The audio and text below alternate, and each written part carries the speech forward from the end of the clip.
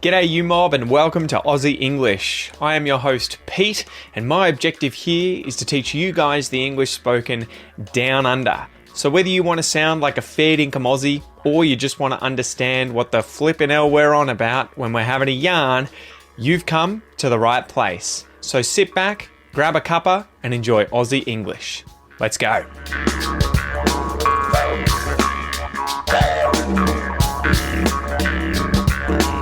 G'day you mob, how's it going? I'm Pete, your host, and this is the Aussie English podcast. So welcome guys, I hope you guys are having an amazing week and enjoying the cold if you were down here in the southeast of Australia just like me, because it's starting to get a little brisk.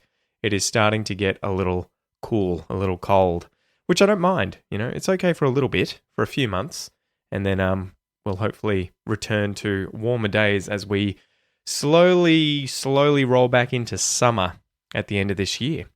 So anyway, guys, before we get started, I have set up a new page on the website where I have all of my free downloads, right? So the different ebooks that you can download for free and my free 5-day course as well on how to learn English effectively. So you can go and check that out. Just go to aussieenglish.com.au/free. So just FREE, okay? So once again, aussieenglish.com.au/free, and you'll be able to download all my ebooks and sign up for that course for free as well. If you want to support the podcast and you want to be able to use the resources for the podcast as the premium podcast, be sure to sign up for the premium podcast membership. You can get access to this at aussieenglish.com.au/podcast. When you sign up for this, you're obviously supporting the podcast for less than $1 a day, and you'll get access to bonus episodes. You'll get access to the transcripts for all episodes on the podcast. I think it's something like 1,200 episodes that have been transcribed. The only episodes that aren't transcribed are the Pete's 2 Cents episodes. That's because we smash them out hard and fast, right? So usually takes quite a few hours to transcribe a podcast, whereas when I do the Pete's 2 Cents ones, I can upload them really quickly. And, you've got so much material out there that I'm sure it's okay to have a few that are just listen only with no transcripts. You'll also get access to the premium podcast player, right? And this is where you can read and listen at the same time. You'll be able to fast forward, slow down, change the speed, all that sort of stuff. But the most important thing is you can see the text as you're listening. And that combination of reading and listening is what really improves your listening comprehension and your reading skills, obviously, incredibly quickly. Okay, so once again, you can go and check this out at aussieenglish.com.au/podcast. So anyway, let's get into today's Q&A. So today's question comes from, I don't know if I can say this, Atzagar Siag. That's an interesting name. I'm not sure if it's actually a name or not, but yeah, interesting spelling. What's the weirdest animal you've ever found in your house, Pete? Okay, the weirdest animal that I've ever found in my house. I guess this is going to be different for everyone, right? But for me, I made a little list here of different animals that I've found. So I found spiders. That's an obvious one. Huntsmans that climb up on the walls. Daddy long-legged spiders, you find them in and around the house. We have a lot of jumping spiders that seem to somehow get into the house at the moment. Frogs. Sometimes you find frogs, if it's been raining a lot and they're really active and moving around and you have doors open or whatever, they may get inside your house. You can get things like obviously rats and mice. I think that's ubiquitous around the world, right? No matter where you are, you're probably going to get rats and mice. Lizards, you can get them in summer, when it's warmer. And again, they're active. If you leave the door open, they might come inside. Possums. So this is getting towards the very weird, I think, for you guys. So around here, at least, you can end up with ringtail possums. They're the sort of small, cute possums that are about, the size of a very large rat that have a prehensile tail. They have a tail that rings. They can use it to sort of hold on to branches and sticks and stuff like that to help them climb. And it's got a white tip on that tail. They're really cute little dudes. So they can get into your roofs. It's unlikely that they're going to just sort of walk into your house, but they may get into your roof. It's the same with brushtail possums. I remember when we were living in the Dandenong Ranges when I was a kid. This is a really, really forested area outside of Melbourne, right? The Dandenong Ranges. Huge, huge, huge trees up there, massive gum trees. We ended up with brushtails stuck in our roof. They weren't stuck. They loved it, but they were stuck in that we couldn't get rid of them easily. They were making a home in there, and you'd hear them each night, waking up, running around, making noise, fighting, all that sort of stuff. And we had to get someone to come and get them out. So that was pretty weird. And then apart from that, we've had bats. I remember, I don't know if it was my house or if we were camping somewhere, or not camping, but in a cabin somewhere. There was definitely at least one time that I can remember we had a micro bat, so a very small bat that was just randomly flying around in my bedroom where I was sleeping, and I had to use like a towel to try and catch it to then let it go outside. But it was obviously living in the roof and somehow got through a crack into the house and was flying around. You have to be very careful with bats in Australia. Don't handle them if possible because they can carry I think it's the calicivirus, which is our version of rabies. So you don't want to get that. So don't handle them unless you've been vaccinated for rabies. So yeah, that's probably the weirdest one I've ever caught is a small bat. And we just let him go outside and he went on his merry way. So, kick the bird, guys. Give it a slap and let's get into today's joke.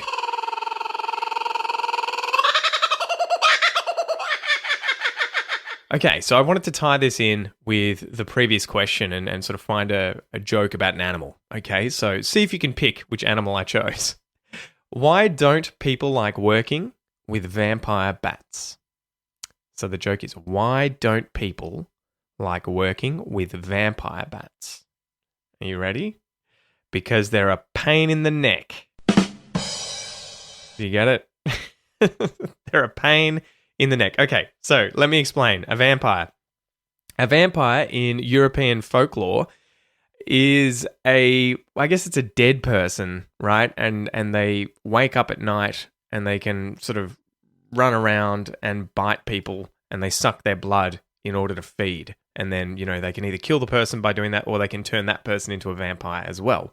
A vampire bat is a small bat that feeds on the blood of mammals or birds using its sharp incisor teeth and an anticoagulant saliva. That's pretty cool. And they're found mainly in tropical America. So these things are the stuff of nightmares, to be honest, guys. You'll often see docos about these where they're flying around and they land on a cow or something and they just make a little cut and then just drink the blood. And that's how they, get their nutrients, I guess. That's how they feed. So, vampire bat. But the pun here is obviously on vampire and the expression of pain in the neck. If something is a pain in the neck, literally, this would be for you to obviously have some kind of soreness in your neck, right? Whereas figuratively, it would be something very annoying or difficult. Oh my God, this work I have to do is such a pain in the neck. And we can often use it to describe a person who's really annoying. Oh, my kid is being such a pain in the neck today. He keeps whining, keeps whinging. Man, he's a pain in the neck. Okay, so why don't people like working with vampire bats? Because they're a pain in the neck. That was good, wasn't it? It was good for a bit of a giggle anyway. Okay, let's get into today's expression. So today's expression is to cut someone's lunch. I wonder if you've heard this expression before, to cut someone's lunch. But before we get into that, let's get into the words in the expression and what they mean. Use. Collective noun. All of your friends. All right. So to cut something, this is to slice, to chop something with something sharp, right? Could be a knife, could be a spade. I'm trying to think, what else could you cut with? Razor blade? Yeah. That's what you would cut with, right? I cut my birthday cake with a knife into slices. Hey, mate, how did you cut your finger? Someone, this is an unknown person. Someone's calling me. The number I don't recognize, I don't know who it is. It's someone, someone's calling me. Or maybe it's just an automated spam call. Someone's just knocked on the door. Someone has knocked on the door. I don't know who it is. It's someone, but, it's probably a person. It's unlikely to be a robot. Someone has knocked on the door. A lunch. A lunch is a meal that you eat in the middle of the day, right? When I was a kid and I went to school, I would take a lunch. I would take a lunch to school. What are you guys eating for lunch? I've got sangers, right? I've got sandwiches, sangers. And bonus here, a cut lunch or a packed lunch. This is the idea that the thing you've taken to lunch is something, I guess you could cut in half, right? Like a sandwich. Usually it's going to be a sandwich. So if you made a sandwich for yourself, you cut it in half and you put it in a lunchbox or a bag, you take it to school, that is a cut lunch. It's a packed lunch, a cut lunch. But the expression, right, to cut someone's lunch, obviously this could be literal, right? If my mum is making my lunch, she can cut my lunch. But you would hope she wouldn't cut my lunch figuratively, and you'll see why in a second. So if you cut someone's lunch figuratively, it is to betray a friend by stealing their romantic partner. So you can see you'd be a bit bummed out if your mum did this to you, right? So to steal someone's man or woman, to have romantic relations with someone's partner, right? To get them to cheat with you. Or it could also be that idea of interrupting a couple as they're getting to know each other and kind of stealing, one of the two people, right? Getting their interest and starting a relationship with them. So when a guy or a girl has sex or partakes in anything sexual or romantic with a girl or a guy that you like, they've cut your lunch, right? They've cut your lunch. And I first heard this in the movie The Castle from 1997, right? This classic Australian movie. And I'll play the clip at the end of today's episode, so stay tuned for that. But in this movie, you'll know there's a scene where Sal is the mum in this movie is telling the kids how she met their father, Daryl, right? They're around the dinner table. And she's talking about how much of a stand-up guy he was, and she uses this expression, okay? So hang around to the end and you'll get to hear it in context. But yeah, I guess the idea, if we talk about the origin, the idea would be that a sandwich is the two people in a relationship, and if you've cut that sandwich in half and taken half of it, you've, obviously, stolen someone. So let's go through some examples of how I would use the expression to cut someone's lunch in everyday English. Imagine you're out with the boys one night on town, right? You could be out with the girls if you're a girl as well. It doesn't really matter. But in this example, you're a guy, you're out with the boys, and you guys are in your 20s, you're all single, ready to mingle, you're wanting to find some girls and see what happens. When you first go to a club, one of you goes up to the bar to get the first round of drinks for everyone, right? He's like, oh yeah, it's my shout, I'll get the drinks. But he gets distracted by some beautiful woman up there, who starts chatting to him. So after 10 minutes, he's still there yakking away with this woman, chatting her up, or maybe she's chatting him up.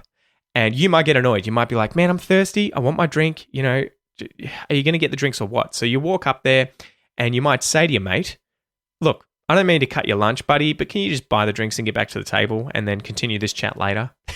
So the idea here would be like, I don't want to interrupt your chances with this woman. I don't want to steal this woman from you. I don't want to disturb things, but can you get me a drink? I don't want to cut your lunch, but can you order the drinks and then, continue doing what you're doing?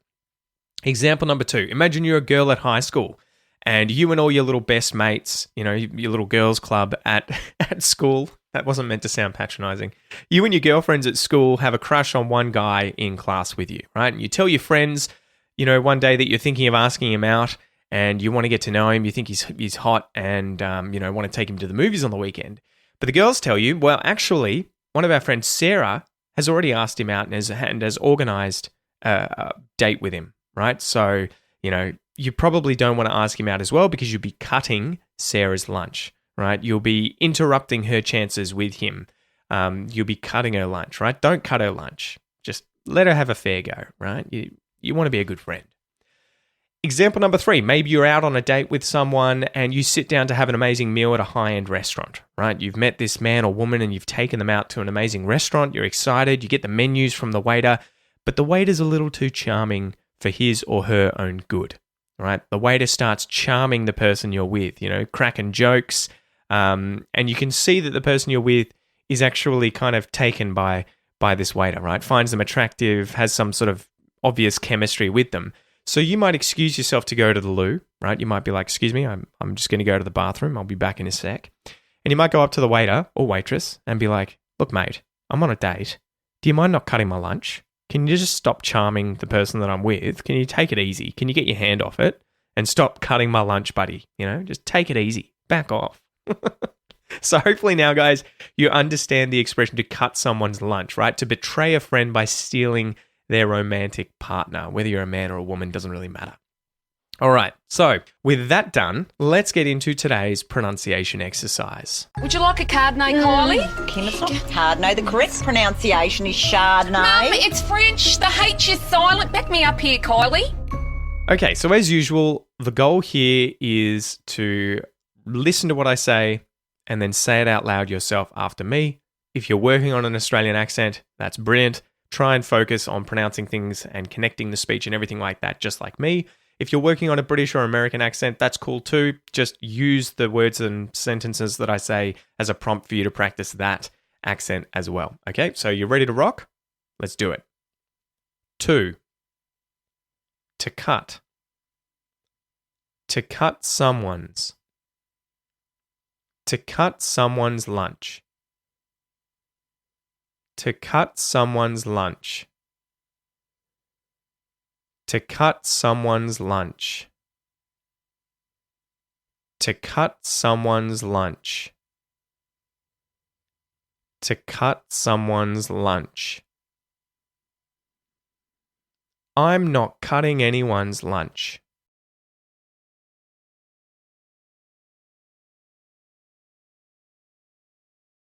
You're not cutting anyone's lunch.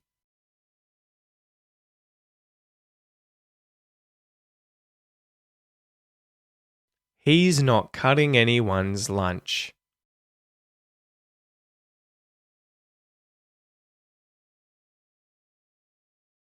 She's not cutting anyone's lunch.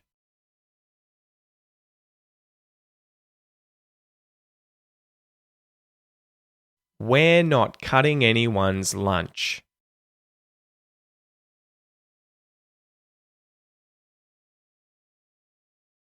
They're not cutting anyone's lunch.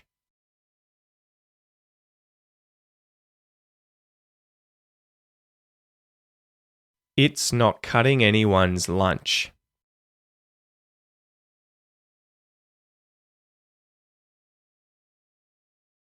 Great job. Great job, guys. Okay, so let's go through some of the pronunciation aspects of this exercise. So to becomes t, as always, guys. To cut. To cut. We then mute the T at the end of the word cut. So we don't say to cut someone or someone's. We say to cut someone's lunch. And we're muting the T in our mouth. So we're going to say the T. It's as if we're going to pronounce the entire T, the whole T. The tongue goes to the roof of the mouth and then it just stops. Okay, so it doesn't let that air out. We don't aspirate the T, right? We don't say T. To cut. We say to cut. To cut. So you cut the T. To cut. To cut. To cut someone's.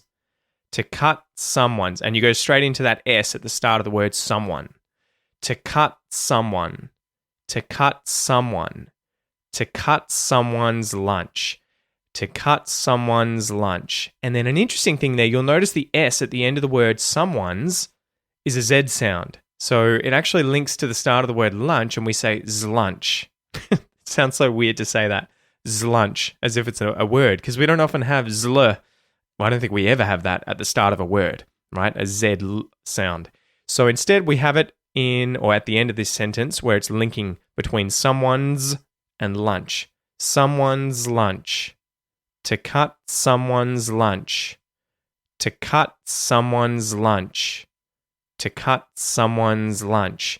And then for the rest of the exercise, what I want you to pay attention to is the contractions. I'm, your, he's, she's, where, there, and it's, okay? In particular, your, where, and there, you'll notice we don't pronounce the R sound. So it's not your, where, or there. That would be an American accent.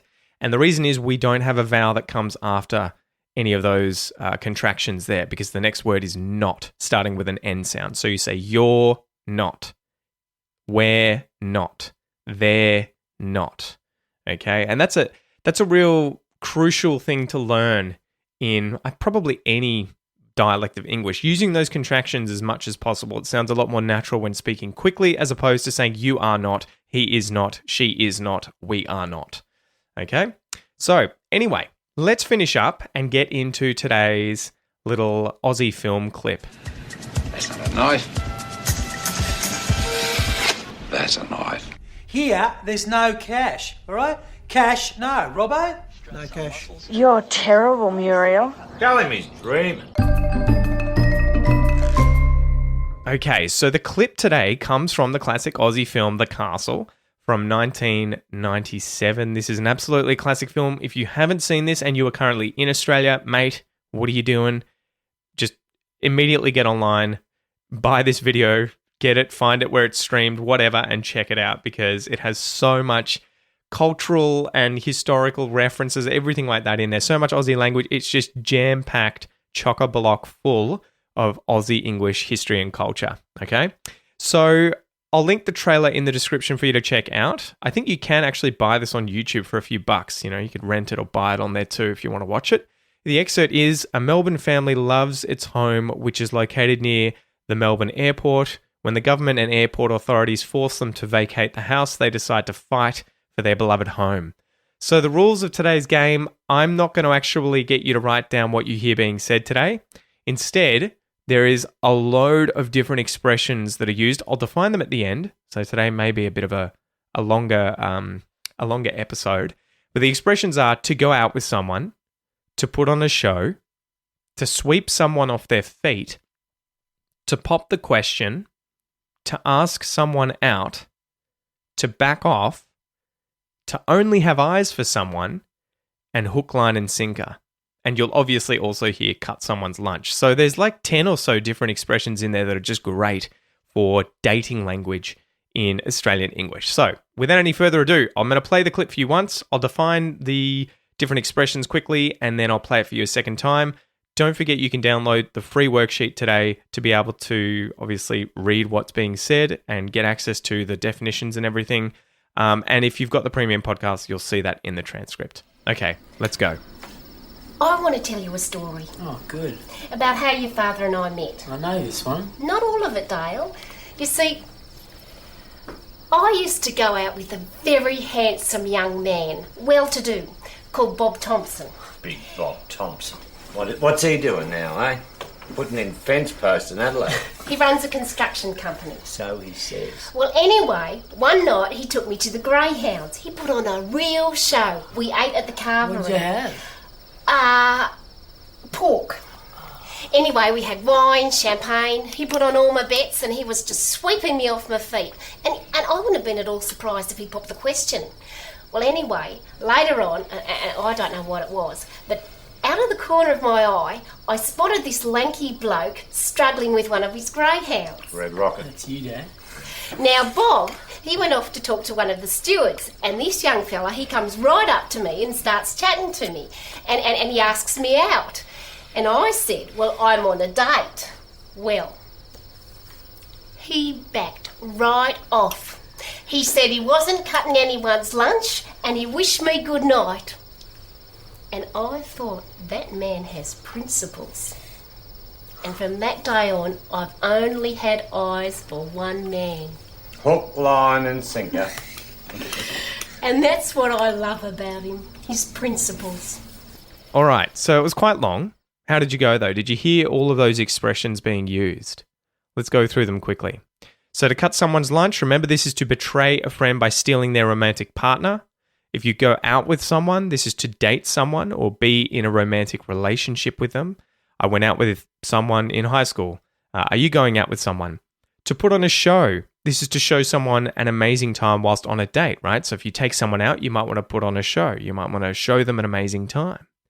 To sweep someone off their feet, this is to charm or enamor someone intensely and quickly, often leading to them falling in love with you, right? So you want to be able to sweep someone off their feet if you are really interested in that person. You're in love with them. You want to sweep them off their feet. To pop the question, this is to propose marriage to someone. Where did you pop the question? Where did you pop the question? You pop it at a lookout in a romantic place? Did you pop it at dinner? Where did you pop the question? To ask someone out, this is to ask someone on a date. So you might ask someone out at school, at uni, at work, wherever. You might ask a stranger out, who knows? To back off, this is to stop being involved in a situation or stop pursuing someone romantically. So if someone shows you they're not interested in you at all, you might back off, right? If you're a good bloke, if you're a good girl, you might just back off. To only have eyes for someone, this is to be attracted to or interested in just one person, ignoring all others. So I only have eyes for my wife. To only have eyes for someone, I guess the idea being you're only looking at that person. And then lastly, hook, line, and sinker. The idea here is that it is completely, without a doubt, that thing, right? So hook, line, and sinker, it's like you're fishing and the fish has taken the bait, but it's also taken the bait on the hook, as well as the sinker near the hook and the line itself, right? It's bitten so deep, you've got that fish, hook, line, and sinker. So, all right, hopefully you got all of those. Let's play the clip one more time and then we'll finish up. I want to tell you a story Oh, good. about how your father and I met. I know this one. Not all of it, Dale.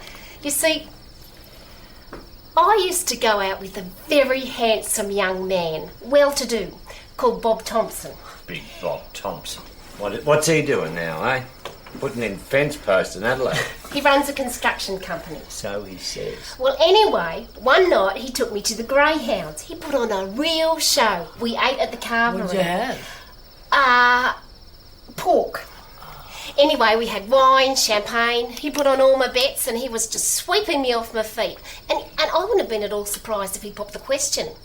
Well, anyway, later on, and I don't know what it was, but out of the corner of my eye, I spotted this lanky bloke struggling with one of his greyhounds. Red Rocket. That's you, Dad. Now, Bob, he went off to talk to one of the stewards, and this young fella, he comes right up to me and starts chatting to me, and he asks me out. And I said, well, I'm on a date. Well, he backed right off. He said he wasn't cutting anyone's lunch, and he wished me good night. And I thought, that man has principles. And from that day on, I've only had eyes for one man. Hook, line, and sinker. And that's what I love about him, his principles. All right. Hopefully you got them all, guys. Don't forget, grab the free worksheet on the website. Just click on the link in the description or head over to Aussie English and search for the expression cut someone's lunch, so aussieenglish.com.au. Otherwise, you'll see all the answers in the transcript if you're a premium podcast member. And remember, you can sign up for that if you're not already at aussieenglish.com.au/podcast. Thank you so much for joining me, guys. I wish you an awesome weekend, and I'll see you next time. Tooroo.